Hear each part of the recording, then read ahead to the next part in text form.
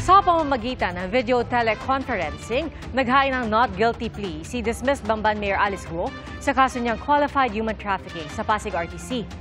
Bunsod po yan ang pagkakaugnay sa kanya sa niraid na pogo sa Bamban, kung saan nasagip ang daan-daang pogo worker na umunoy sa pilitang isinabak sa mga cyber scam. Naglista na rin ang mga saksi sa pre-trial conference. Sa October 1 ang susunod na hearing.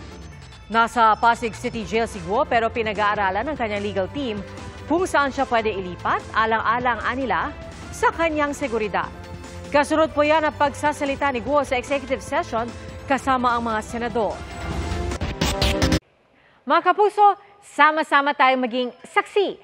Mag-subscribe sa GMA Integrated News sa YouTube at para sa mga kapuso abroad, samahan niyo kami sa GMA Pinoy TV at sa www.gmanews.tv.